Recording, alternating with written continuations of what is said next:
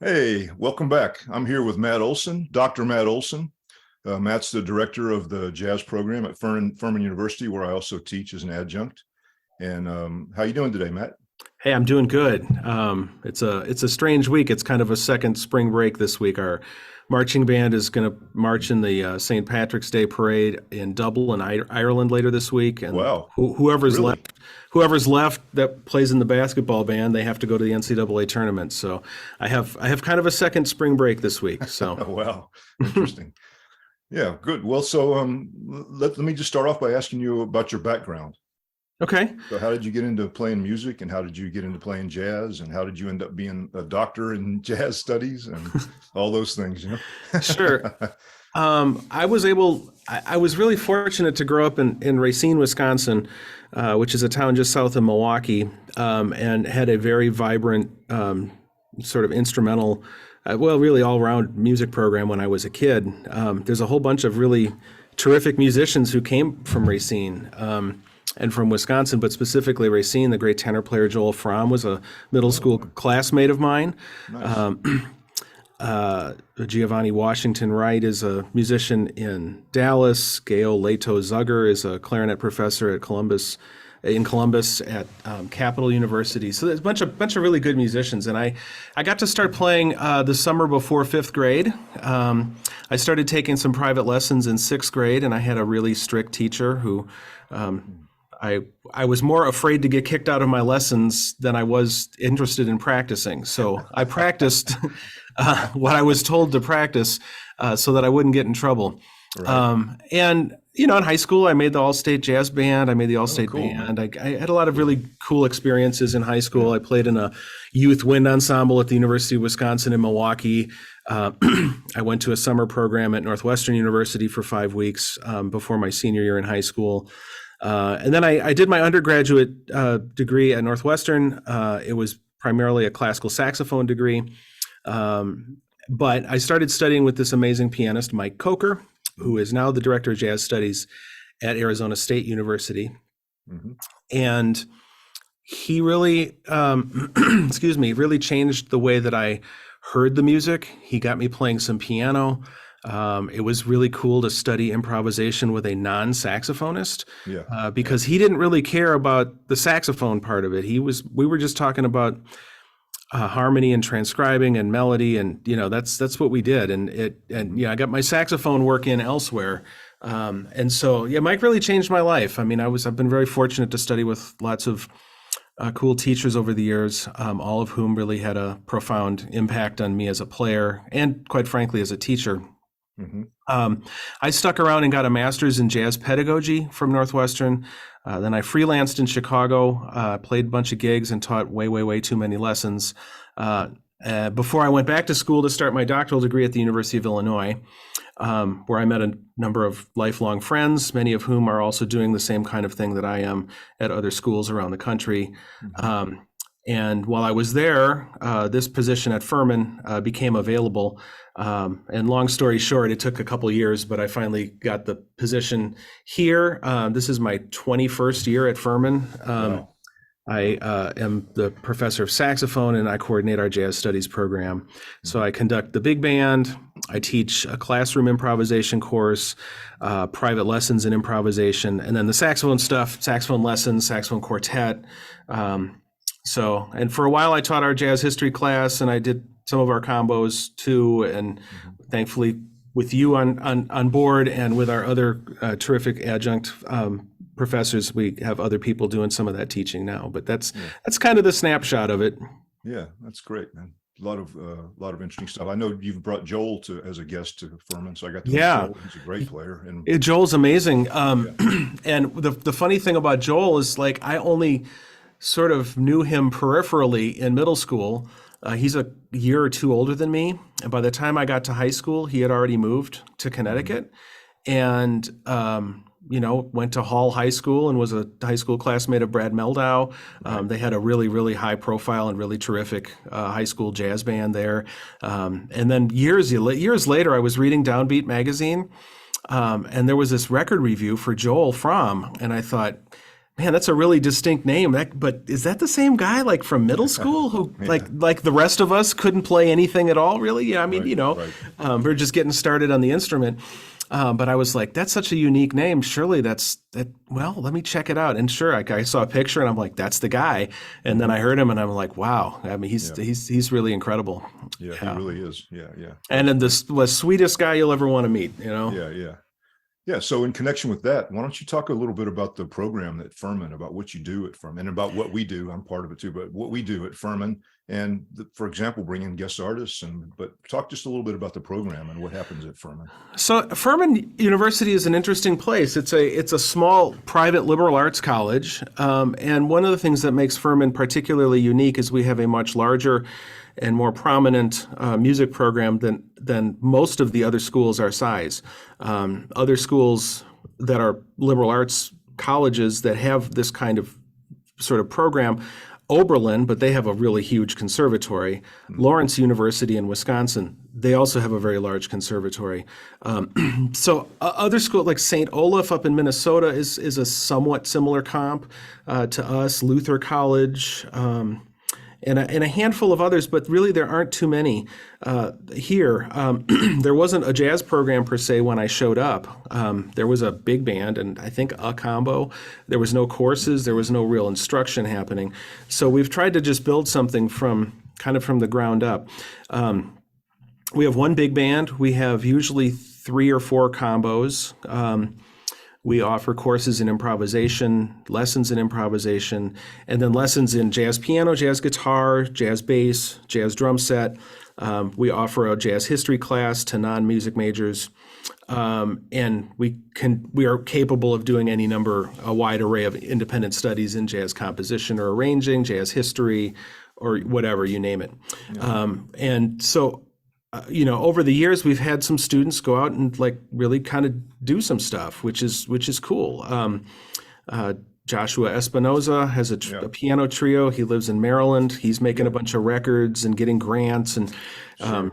I think he was my student the first year I started teaching at Furman. That sounds about right. And he has his own sort of spin on what jazz means to him, and I think the music that he's doing is reflective of that.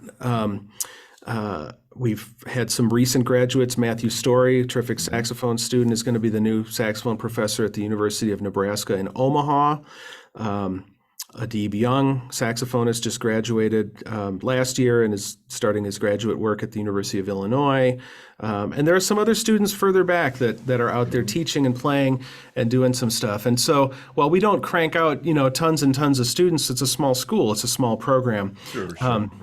But we're really proud of that. One of the things that we try to make sure that we do every year is to bring in multiple guest artists. We typically do 2 sorts of kinds of things, and occasionally we'll have some extra stuff along the way, but we'll have somebody come in and be an artist in residence, where they'll be here for a couple of days. They'll give some lessons, they'll give some clinics, they'll rehearse with the big band, they'll play a concert, your typical kind of residency.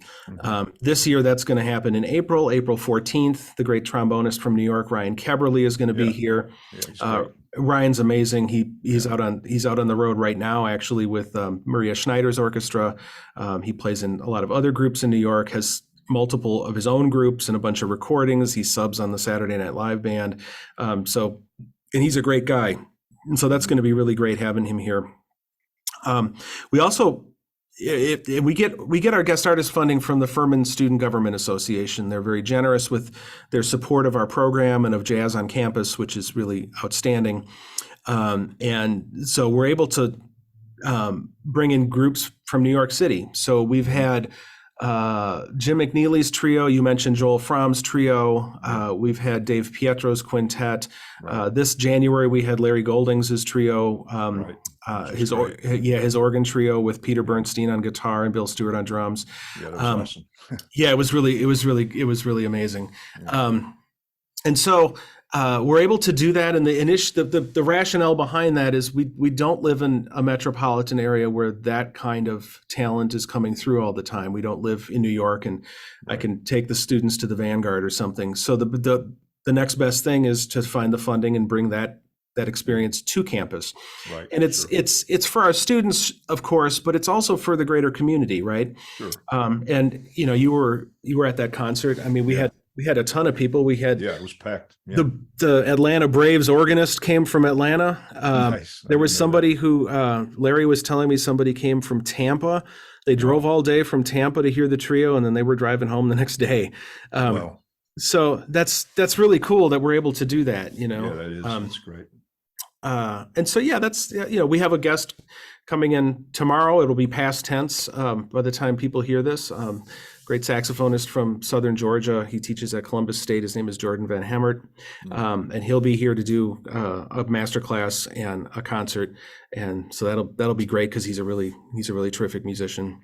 That's an important initiative of ours, is to bring those people to campus and have them interact with our students, and to inspire our students and to inspire the community at large too, of course. Yeah. Very good. Yeah, it's really interesting. Yeah, had some great concerts, some great guests. That's always inspiring to see some really world-class guys come through, Totally. There's not, I mean, it's inspiring for me. I mean, I have to do all I have to do the legwork to make it happen, but then I get to sit there at the concert just like anybody else and listen to what they're playing, and and be inspired to get back to the practice room. And that's the whole reason for having guests is when I was a student at college and we had a guest artist, I wanted to go right to the practice room and apply and learn and check out what it was that they had shown us or that they had played or what have you. Sure. And that's what I hope to happen, when we have guests here as well. I should also mention that we do, in collaboration with our local nonprofit, the Greenville Jazz Collective, we do a summer jazz camp. Sure. This year it's June 25 to 29. It's a residential camp. We usually have 40 to 50 campers. We actually already here in the middle of March, we already have like 22 people signed up. So that's great. Yeah. Enrollment is going great. Yeah. I'll be involved in that too. So. Yeah, absolutely. And so I won't be there Monday night because I'll be at Herbie Hancock. Well, so that's an interesting thing. We're not advertising this because it's not a done deal yet, but we're working behind the scenes to raise some money. Yeah. The Greenville Jazz Collective is raising some money. I actually just put out a plea for donations. I saw that. To raise some money to just allow those campers to go to see Herbie Hancock when he's in town. It feels a little strange to have a jazz camp, and one of the icons of the music is a short 10, 15-minute drive from campus. Right. So we're doing everything we can to make sure that the students get to go. We didn't know about it before we advertised, so we couldn't build the ticket into the tuition for the camp. So, and we don't really have any other sources of income, or revenue or funding for this sort of thing. So we're hoping that people might be interested in sponsoring a student, or paying for the bus or whatever. That would be great. Sure. That would be great. So if anybody's out there listening and wants to support a young aspiring jazz musician, wants to go and hear Herbie Hancock play live. One of my big regrets from when I was younger is I had 4 different chances to go and see Dizzy Gillespie play live, and I missed them all because I was too busy with this or too busy with that, or there was always something that got in the way, usually something stupid. I got to see Dizzy live. That was great. Yeah, totally. Yeah, Dizzy actually played the building I'm in right now at one point. I was told that years and years ago that Dizzy played McAllister Auditorium here at Furman. Wow. I was in college at Georgia State University, and he was in the Mayport Jazz Festival in Jacksonville.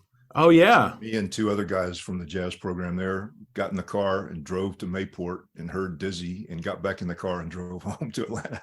Oh, totally. Oh, wow.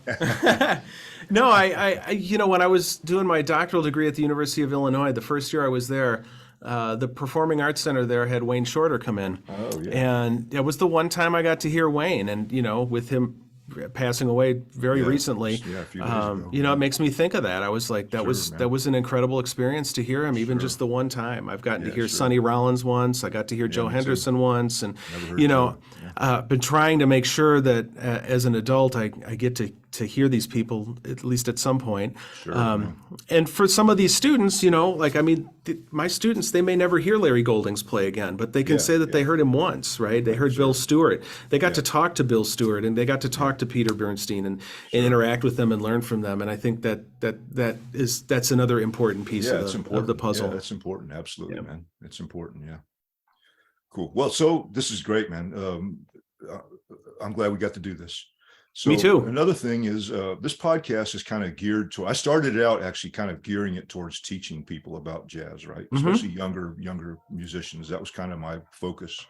So, and it's broadened out a little bit. I've been doing a lot of interviews, like, as you know, I've interviewed all these great musicians, and I got so many in the can. I haven't been able to even get them out yet, Yeah. But speaking in that direction, I want to ask you about teaching. Tell me about your teaching and what you think about, like, I know you teach all ages too. You don't just teach for students at Furman. You go out and teach younger kids that might want to come to Furman or might want to go on to college. So talk about your teaching a little bit, if you would. In the most recent 5 to 10 years, it's occurred to me that I function as much nowadays as professional teacher as professional player. Yeah. I always thought of myself as a player first, but it shouldn't.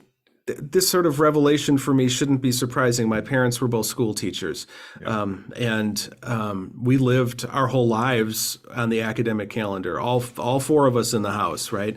It's not like we went to school and then my dad or mom was working 50 weeks out of the year. They were on the same sort of schedule as us.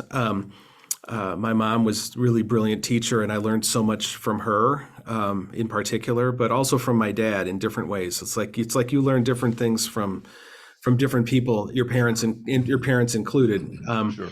And then I had some wonderful teachers as role models. My private teacher, this guy Kurt Hanrahan, who lives in Racine in Milwaukee. Mike Coker, who I alluded to, the great Fred Hemke, the classical saxophonist, Don Owens, who was the coordinator of jazz studies at Northwestern, my saxophone teacher, Deborah Richtmeyer at the University of Illinois, and many other people who I'm forgetting to mention. And every one of them gives you something different. And I think I've taken a lot of that and tried to develop my own sort of approach to teaching. I enjoy teaching at Furman because we get students of such a wide array of experience levels and a wide array of goals. So, at Furman, I'll teach, one of my better, if in quotes, saxophone students right now is actually a senior, and he's majoring in biology. He's going to go to dental school in the fall. Nice. And we have great lessons because he's like really interested in all of the mechanics of playing and he likes to get into the minutia of playing. And so it's really super fun. I have performance majors. I have music ed majors. I have students doing double degrees, many of whom are probably going to go off and have a career in their non-music degree. Sure. I have former students of mine who are emergency room doctors, who are a naval officer. It really runs the gamut. Public school teachers, and people out there trying to perform and whatnot. And but yeah, I also work with high school students and even middle school students. I have a really terrific middle school student right now, and a handful of high school students. I sometimes wish I could take more, but I can't because the schedule gets a little bit too much. And I learned when I was in Chicago, if I have too many students, I'm not being of good service to all of them. And so absolutely. Right. One of the cool things about my job at Furman is it's kind of representative of what my entire musical life has been, playing classical music, playing jazz music, doing both things. So having a job where I teach the saxophone and can cover all of that ground with my students. I have students who want to play classical saxophone, and that's great. We can do that. I have students who just want to play jazz. I have students who want to do all of the above. And then also coordinate the jazz area. It's the perfect sort of position for me. And it mirrors what my entire existence as a saxophonist has been. Interesting. So to me, a little bit more specifically to your question about, how do I approach teaching students? On the saxophone, the most important thing is that we play the instrument well. Sure, of course. Because it doesn't really matter what kind of music you're trying to play if your fundamental skills are lacking, and you know that Sure. from playing the piano. You know, Absolutely. you've studied with David on classical piano, and you've worked Sure, on yeah. classical piano. Absolutely. I don't suspect that you're interested in going out and giving a classical piano recital, but that study though provides discipline Absolutely. and focus and fundamental technical things Sure. that then allow us to more easily interpret whatever music it is that we're trying to play, Yeah, right? absolutely. And so, if I'm working on a slow lyrical classical etude, that has direct implications on how I play a ballad. Sure. And if I'm, working on something fast, maybe that helps me to at least try to hang in there if we're going to play Cherokee real fast. Mhm. And so, we have to have this kind of wide range of skills. So for me, it always comes down to making sure that everybody's fundamentals are really solid. I like to tell my students that I'm really good at giving out boring exercises and spending other people's money on reeds and mouthpieces and horns and, all that sort of Right. stuff. Sure. But I try to meet students where they are, and I try to figure out what their goals are and develop some sort of plan on how to get there. So, quite frankly, every single student's lesson experience with me is completely different, Yeah, and it should be that And it way should be, because yeah, it has to be. everybody's different. Different things motivate them. I had a really strict teacher growing up, and my dad was pretty strict. So when my teacher was like, "Yay, this wasn't good. We're going to start with this next week, or it's the end of the lesson. You pay me and go home." Well, okay, I knew what that meant. If I got kicked out of my lesson, then I was going to sit at the kitchen table with my dad, Right. and the conversation was going to involve like, well, maybe we should do something else and not pay for right. this, right? Yeah, So, right. I could connect the dots pretty easily. So it was a lot easier to just practice the stuff than it was to worry about that. But Right. that approach doesn't work with every student, and especially these days, that older Yeah. school approach is not useful in most respects. So it's a balance between being firm at times and being encouraging most of the time, Right. and always meeting students where they are. Absolutely. If I try say to that all nudge, the time. if I try to nudge them and it's ineffective, then I'll back off. And we'll just go at the pace that they seem to be willing to go. And if my vision for their pace is different than theirs, that's fine. It's like, it's their life. Sure. And I always tell my students, I want them to have happy, healthy, productive lives, regardless of what that means, and to be engaged with music and the saxophone or whatever instrument they might be playing for as long as they possibly can.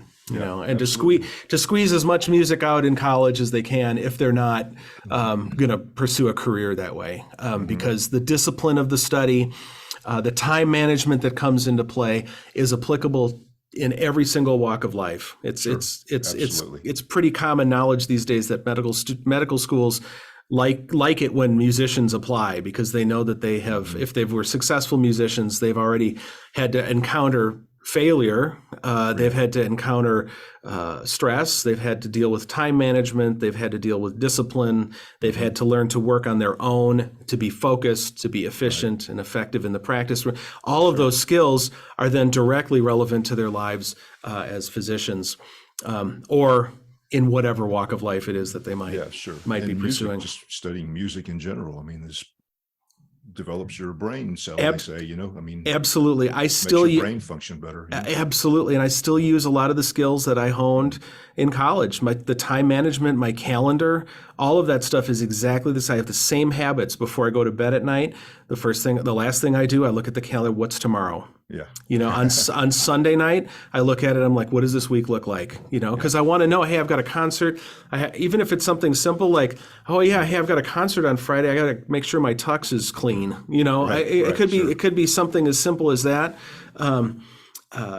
Or something is like, okay, well, gosh, boy, Thursday looks really rough. When am I going to eat dinner? I'm not really sure. So I should pack a dinner, pack a sandwich or something so I can eat in between. So some of it's just practical. Sure. But a lot of it is also, okay, well, where on that day am I going to practice? Yeah. Right? How am I going to get my practicing in? Or what do I need to be prepared for this week, or what have you? And those skills, like, that comes in so handy. It's just part of my general sense of organization at this point in my life. Yeah, absolutely. Yeah, good. So one more question, or one more planned question. Anyway, we can take this anywhere we want to go. But Sure. I want to ask you about your own musical projects. I'm sort of in between recording projects right now. I've got 5 records out that I really was responsible for. I have a recording called Vortex that's only available on CD. One of these days I have to pay some licensing rights and put it up on the internet for people to find. That's from 2006. That's a mostly quartet with a trumpet player on half the tracks. It's a quintet in part of it. Then I've got 2 records with a group that I co-lead called the Unhinged Sextet. And I've been kind of trying to bug those guys about making a 3rd record. So I don't know. I'm kind of hoping that before we all get too old and can't do it anymore, that we should make one more. So I'm hoping that in the next handful of years that we are able to gather. We live all over the country, so it requires a good bit of planning to do one of those. But the cool thing is it's all original music. And when you have 5 people, or 6 people, if we all contribute 1 or 2 tunes, we've got a whole record. So it's pretty easy model from that perspective. Then I did an organ trio record with my friend Mike Coker and drummer Dom Moyo in let's see, that would have been 2018, 2019, somewhere in there. And then the most recent record I did was part of a grant that I received from Furman called the Furman Standard Grant. And it was a little larger pool of money that I could use for a recording project. And I tried to line it up with an initiative that Furman has called the Furman Advantage. And the Furman Advantage is basically a way of telling every student that they will have some kind of high impact experience while they are at Furman. That could be an internship, that could be summer research with faculty members, it could be a study away program. And so what mine is I invited this undergraduate student, Adib Young, to make a record with me. And so we did that. We recorded that in the summer of 2021, and we released it in January of 2022.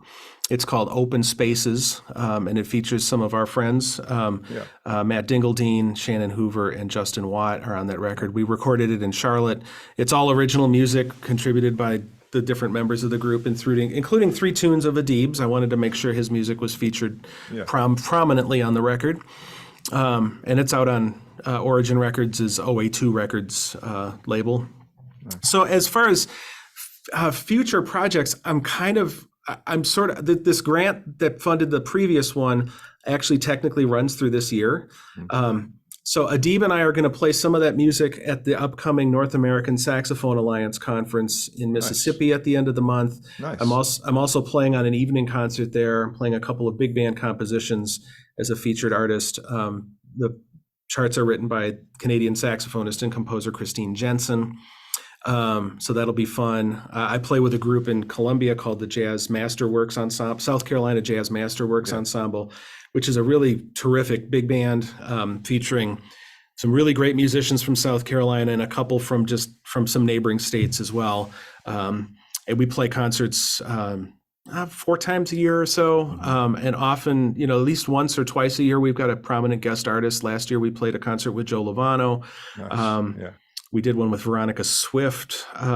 Before that, we've done one with Kenny Barron, cool. And we've got one coming up in June with Kurt Elling, the singer, which should be a lot of fun.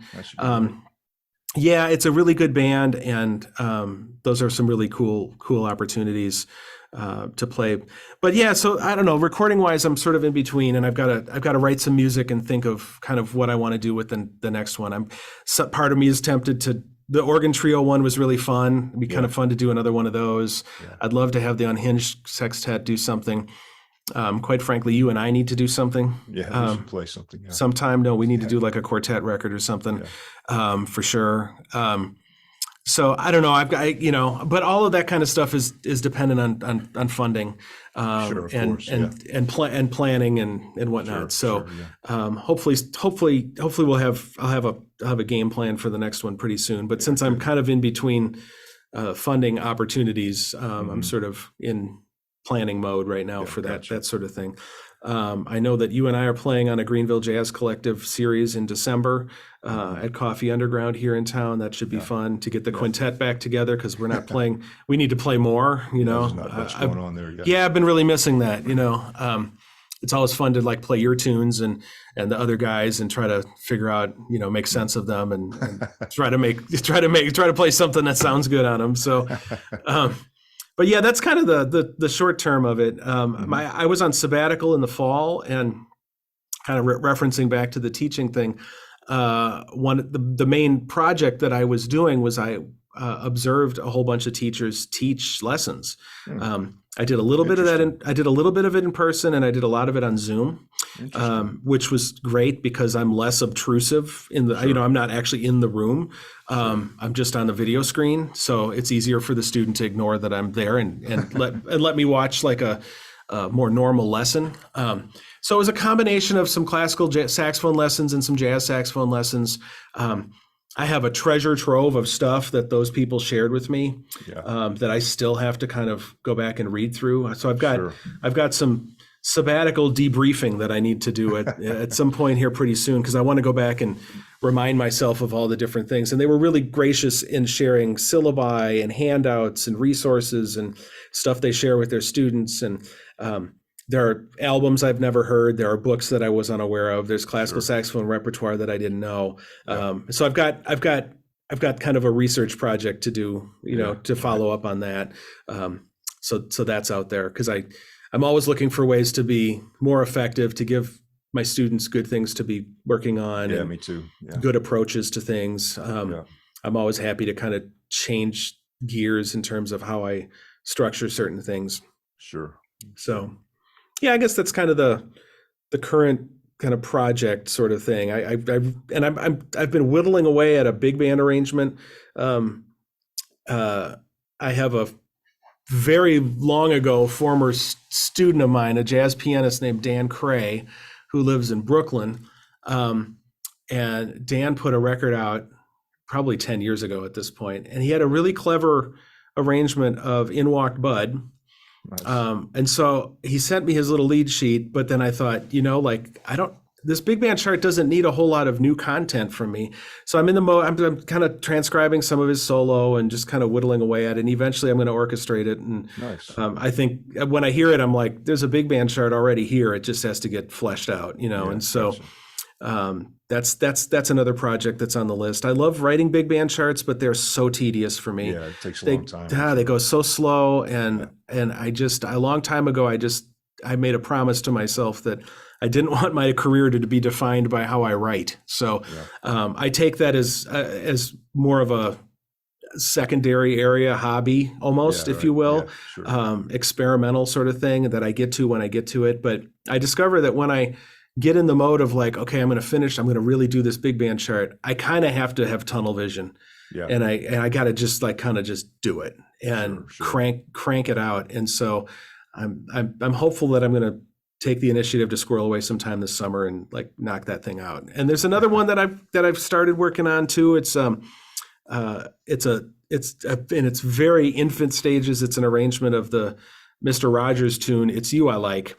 Nice. It's a really cool tune, and I kind of hear it as just a swinging little medium swing bassy chart, and so that's another thing that's floating around in my head to kind of get done with. But so those are projects that always seem to be on the back burner, and I never really get to them. But if I can whittle away at all the other things that are on my list of stuff that I need to get done, then maybe I can squirrel away some time and get to that. Yeah, I hope so. Cool. Well, is anything else you want to say before we wrap this up today? You've had a lot of great things to say. And I really like teaching at Furman. I got great students there. It's a pleasure. I get these greats. They're mostly classical pianists actually that come to me that want to learn about jazz.